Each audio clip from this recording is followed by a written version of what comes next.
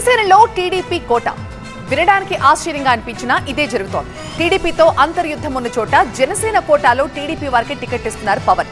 అవనిగడ్డ భీమవరంలో ఇదే ఫార్ములా అనుసరించిన ఆయన రేపు పాలకొండలోనూ టీడీపీ నుంచి వచ్చిన వారికి టికెట్ ఇవ్వబోతున్నారని తెలుస్తోంది. కూటమి పొత్తులో భాగంగా సీట్ల సర్దుబాటు, అభ్యర్థుల మార్పుల్లో జనసేన, టీడీపీ చాలా వ్యూహాత్మకంగా వ్యవహరిస్తున్నాయి. టీడీపీతో అంతర్యుద్ధం ఉన్న నియోజకవర్గాల్లో టీడీపీ నుంచి జనసేనలోకి వచ్చే నేతలకు టికెట్లు ఇస్తూ పవన్ చాలా డిఫరెంట్ స్ట్రాటజీని అమలు చేస్తున్నారు.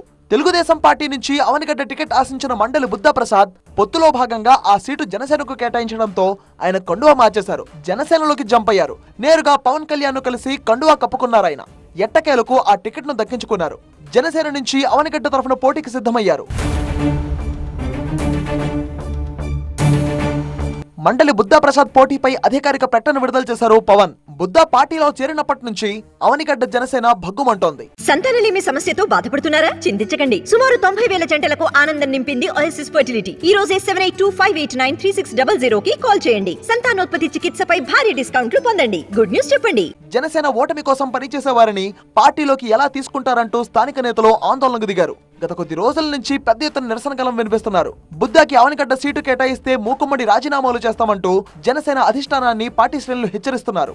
అయినప్పటికీ మండలి బుద్ధప్రసాద్ వైపే మొగ్గు చూపారు పవన్ కళ్యాణ్. ఆయన గెలుపు కోసం అవనిగడ్డ జనసేన నేతలు, కార్యకర్తలు పనిచేయాలని కోరారు. భీమవరం అసెంబ్లీ స్థానానికి టీడీపీ మాజీ ఎమ్మెల్యే పులపర్తి రామాంజనేయులను జనసేన అభ్యర్థిగా ఇప్పటికే ప్రకటించారు పవన్. భీమవరం నుంచి తొలుత పవన్ కళ్యాణ్ పోటీ చేయాలని నిర్ణయం తీసుకున్నప్పటికీ కొన్ని సమీకరణాల్లో భాగంగా రామాంజనేయులను బరిలో దించాలని నిర్ణయం తీసుకున్నారు. రామాంజనేయులు 2014 ఎన్నికల్లో టీడీపీ తరఫున భీమవరం నుంచి శాసనసభకు ఎన్నికయ్యారు. 2019 ఎన్నికల్లో టీడీపీ నుంచి బరిలో నిలిచిన ఆయన ముక్కనుపు పోటీలో ఓడిపోయారు. గత ఎన్నికల్లో జనసేన అభ్యర్థిగా భీమవరం నుంచి పోటీ చేసిన పవన్ ఓటమి పాలయ్యారు.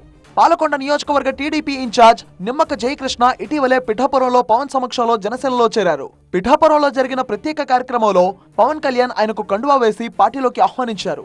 పాలకొండ అసెంబ్లీ స్థానం పొత్తులో భాగంగా జనసేనకు కేటాయించినా ఇంతవరకు అభ్యర్థిని ప్రకటించలేదు. పార్టీ కార్యకర్తలను కలుపుకుని వెళ్లాలని జయకృష్ణకు సూచించారు పవన్. గెలుపే లక్ష్యంగా పనిచేయాలన్నారు. పాలకొండ నుంచి మొత్తం 5 ఆశావహులు టికెట్ ఆశిస్తున్నారు. దీంతో అక్కడి రాజకీయం ఉత్కంఠభరితంగా మారింది. అయితే నిమ్మక జయకృష్ణకే టికెట్ ఖాయమన్న ప్రచారం ఇప్పుడు కూటమి నాయకుల్లో ఉంది.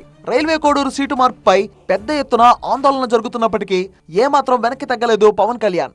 యనమల భాస్కర్ రావుకు బదులుగా ముక్కవారిపల్లి సర్పంచ్ అరవ శ్రీధర్ కు సీట్ కేటాయించారు. క్షేత్రస్థాయి నివేదికల ఆధారంగానే అభ్యర్థుల ఎంపిక జరిగిందని పవన్ కళ్యాణ్ ప్రకటించారు.